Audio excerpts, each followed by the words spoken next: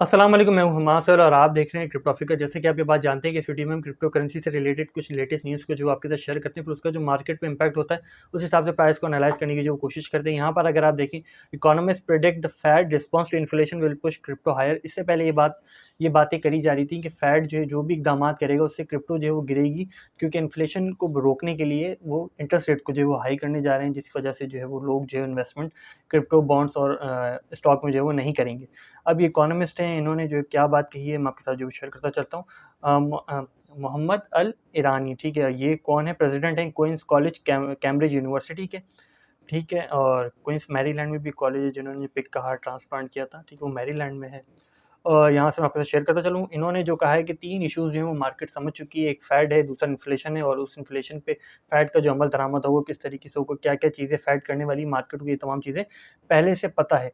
Although तमाम चीज़ें उन्होंने बताई कि उन्होंने यही बात बताई कि जब इन्फ्लेशन होती है, लिक्विडिटी होती है, कैसे समझाऊँ मैं आपको इसको आसानी से? ऐसे इस तरीके से आप समझ लीजिए कि जब रशिया में सैंक्शंस लगी और रशिया और यूक्रेन की जंग शुरू हुई, सैंक्शंस लगी, तो रशिया के जो लोग थे, यूक्रेन के भी जो लोग थे, उन्होंने इन्वेस्टमेंट गोल्ड की बजाय जो बिटकॉइन में करी, क्रिप्टो करेंसी में करी, क्योंकि वो ईज़ी टू कंटेन है, आसानी से आप लेके जा सकते हो, आप आसानी से उसे कैश करा सकते हो, ठीक है, लिक्विड एसेट है एक तरह का ना, आप उसे कैश करा सकते हो, यूज़ कर सकते हो फ़ौरन, ठीक है, as compare to the gold. तो ये इनका कहना है कि इस वजह से जो है वो क्रिप्टो करेंसी आने वाले वक़्त में जो है वो अच्छा परफ़ॉर्म करेगी इन्फ्लेशन होने के बावजूद। रिसेशन की भी बात उन्होंने करी, आने वाले 2 सालों में रिसेशन का भी सामना करना पड़ सकता है। इम्पॉर्टेंट चीज़ ये है कि जब गोल्ड और बिटकॉइन को जो है, गोल्ड और क्रिप्टो को जो है एक साथ जो है वो कंपेयर किया जाता है, एक साथ देखा जाता है।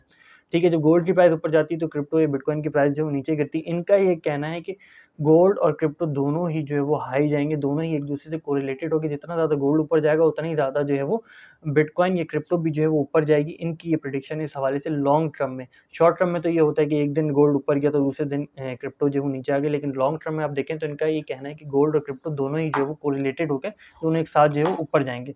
और नेगेटिव न्यूज़ क्या है, इसके बिल्कुल अपोज़िट न्यूज़ क्या है, वो कल की हमने आप वीडियो में इसके हवाले से डिटेल चीज़ें आपके साथ डिस्कस करी थी। यहाँ से आपके पास शुरू करता चलूँगा। बिटकॉइन कल क्रैश किया, लेकिन उसी 600 एमए और ट्रेंड लाइन को जो फॉलो कर रहा है, कैंडल उससे नीचे नहीं गई, टेल तो गई नीचे, लेकिन ओपन एंड क्लोज़ जो है वो ट्रेंड लाइन के ऊपर ही। आज की जब देखें तो न्यू मार्केट जो है वो तकरीबन 40,000 से जो क्लोज़ है और हमारे प्रेडिक्टेड रेंज के सर्किल में जो है वो आ गई। कल की शॉर्ट वीडियो में हमने ये रेंज जो है वो दी थी जब बिटकॉइन क्रैशिंग ज़ोन में था। ऑल्दो अब सारे फंडामेंटल्स को देखें तो बिटकॉइन आपको जो है वो ऊपर जाता हुआ ही नज़र आएगा, लेकिन वेल्स की मैनिपुलेशन बहुत ज़्यादा है। वेल्स की मैनिपुलेशन इस हवाले से है कि वेल्स नहीं चाह रही कि बिटकॉइन जो है 47,000 से ऊपर जाए, और जो इंस्टीट्यूशंस हैं वो बिटकॉइन को खरीदना चाह रहे हैं। उनके लिए उनका ये मानना है कि बिटकॉइन जो है वो अभी जिस प्राइस पे मिल रहा है वो बहुत ही चीपर प्राइस है। अगर यानी कि हमने लेट कर दिया तो वो फिर 50,000 से ऊपर भी जो है वो जा सकता है, तब उनके लिए खरीदना जो है वो मुश्किल हो जाएगा। तब शायद उनके प्रॉफिट टेकिंग का जो है वो टाइम होगा। इस हवाले से दोनों में जो है वो एक तरह की लड़ाई चल रही है, लेकिन ये लड़ाई एक्सचेंजेस से बाहर चल रही है। अब बीटीसी एक्सचेंजेस से बाहर जा रहा है, ये भी क्या इम्पैक्ट कर रहा है, तमाम चीज़ें मैं आपके साथ शेयर करता चलूँगा। आगे मैं आपको बताता हूँ। 75,000 के करीब लिक्विडेशन हुई है, तो कल अगर आप देखें तो 91,000 के करीब लिक्विडेशन हो चुकी थी। अगर तकरीबन आज से अभी से 2 या 3 घंटे पहले की बात ही देख लीजिए आप तो। ओवरऑल लिक्विडेशन देख लें तो आप देख सकते हैं, लमसम बराबर शॉर्ट में लिक्विडेशन हुई, लॉन्ग में। दिन जो लिक्विडेशन का शुरू हुआ लॉन्ग से शुरू हुआ और शॉर्ट पे लिक्विडेशन जो है वो खत्म हुई। 17 अप्रैल को भी यही हुआ था, लिक्विडेशन आज कुछ ज़्यादा हुई। ये सबसे क्रिटिकल सिचुएशन होती है कि मार्केट अपने आप को डिसाइड ही नहीं कर पाती कि उसने ऊपर जाना है या नीचे जाना है, और दोनों में लिक्विडेशन जो है वो हो रही होती है। आज 19 अप्रैल है, शॉर्ट में 12 मिलियन की लिक्विडेशन इस वक्त तक हो चुकी है और 1.3 मिलियन की लिक्विडेशन लॉन्ग में हो चुकी है। आज हम कुछ इंपॉर्टेंट चीज़ों को समझ लेते हैं। बिटकॉइन एक्सचेंजेस से निकल रहा है पिछले 30 दिन में 26,000 के करीब, 7 दिनों में 40,000 के करीब, और 1 दिन में यानी कि आज का समझ लीजिए तो तकरीबन 182 बिटकॉइन जो है वो निकल चुका है। यहाँ पर अगर आप देखें एक्सचेंजेस से वॉल्यूम गिर रहा है। यहाँ पर आप देखें 1 मार्च से को गिरा तो बिटकॉइन आपको जो है यानी कि 1 मार्च से गिरा, और 25 मार्च को बिल्कुल ही 20 मार्च को यहाँ से आपको बिटकॉइन ऊपर जाता हुआ नज़र आता है। और बिटकॉइन जा रहा है, जा रहा है, जा रहा है, लेकिन बिटकॉइन उसके बाद जो क्रैश किया फेड की न्यूज़ आने के बाद, ये वो रीजन था। इसके बाद दोबारा से आपको बिटकॉइन जो है वो 14-15 अप्रैल को फिर दोबारा से जो देखते हैं कितना बड़ा जो डंप आपको नज़र आता है, यानी कि अभी बिटकॉइन जो है वो मार्केट में समझ लीजिए 2.44 मिलियन था, इस वक्त जो है 2.1 मिलियन है। ठीक है, ये कंपैरेटिवली इतना कम, ज़्यादा कम नहीं है जितना ज़्यादा ये ग्राफ में नज़र आ रहा है। लेकिन ये बिटकॉइन जा किधर है? ये बिटकॉइन जो है वो तमाम उन्हीं डील्स में जो है वो जा रहा है, जिसमें कॉइनबेस के हवाले से भी कल हमने आपके साथ खबर शेयर की थी। जिन्होंने क्रिप्टो कॉइन के सीईओ, उन्होंने इस बात को डिस्कस किया था कि इनका कहना था कि कॉइनबेस जो इन डील्स में जो वो शामिल है।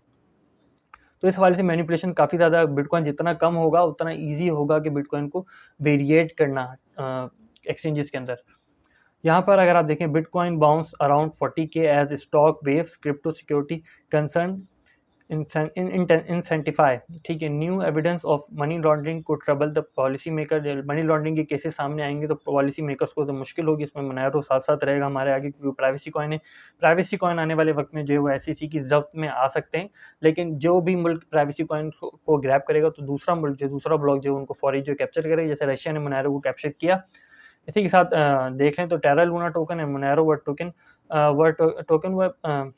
Token were up by 8% over the past 24 hour, ठीक है, compared with 2% rise in the BTC में 2% का राइज है, लेकिन इन कॉइन्स में जो 8% का राइज है। क्यों आया? लूना जो है वो कंटिन्यूसली जो बिटकॉइन को यूज़ कर रहा है अपनी स्ट्रेंथ बढ़ाने के लिए, सोशल स्ट्रेंथ बढ़ाने के लिए, यानी कि सोशली अपने आप को पॉपुलर करने के लिए टेरा लूना बिटकॉइन को यूज़ कर रहा है, वो बिटकॉइन को रख रहा है।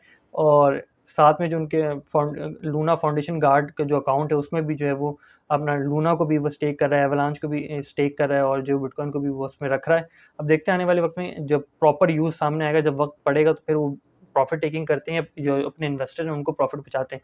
अब जबकि इस सिचुएशन में लूना के होल्डर्स को प्रॉफिट होना चाहिए था, लेकिन वो उस प्रॉफिट से रह चुके हैं। Monero community reaches consensus for July hard work frog, ये न्यूज़ आने के बाद आप देख सकते हैं 1 डे में मोनेरो ने अच्छा खासा परफॉर्म किया था। आज के दिन में अगर आप देखें तो तकरीबन 250 ये वाला रीजन है, अगर 1 डे का खोल लीजिए तो शायद आपको नज़र आ जाए। अब ये तमाम चीज़ें आपको कैसे पता चलेंगी, तो आप यहाँ पर आने के बाद जो है वो ये मोनेरो की वेबसाइट इसको खोलेंगे, इनका डेली, वीक और वीकली, इनका जो है वो वीकली एक तरह का रिसाला या न्यूज़ अलर्ट आती है, इसमें तमाम डेवलपमेंट्स होती हैं। इससे पहले हमने इसको शेयर किया था। तो मोनेरो के अगर आपकी इन्वेस्टमेंट है तो वो जो उनका समझ लीजिए एक तरह का रिसाला आता है, ये न्यूज़ फीड आती है, वो काफ़ी हेल्पफुल रहती है मोनेरो के हवाले से शॉर्ट टर्म में। लॉन्ग टर्म में मोनेरो इस बात का शिकार हो सकता है कि SEC जो है वो शायद ग्रैब कर ले मोनेरो को, लेकिन दूसरा मुल्क जो है वो कैप्चर करेगा, जो भी यानी कि प्राइवेसी चाहता है। इसी के साथ ओवरऑल देख लें तो बिटकॉइन जिस तरीके से 38 को टच किया, उसी तरीके से 40 को टच कर ली, 41 को भी टच किया, तो ओवरऑल काफ़ी अनस्टेबिलिटी है। लेकिन सब जो है वो बुलिश ट्रेंड की जानिब जो है वो इस वक्त इशारा कर रहे हैं। देखते हैं कि आने वाले वक्त में क्या होता है, किस ट्रेंड में जो हो जाता है, कितने दिन लेता है। ये चीज़ हमने पहले भी आपके साथ शेयर करी थी, इस सवाल से न्यूज़ आ गई तो सोचा हम आपके साथ जो शेयर करते चलें।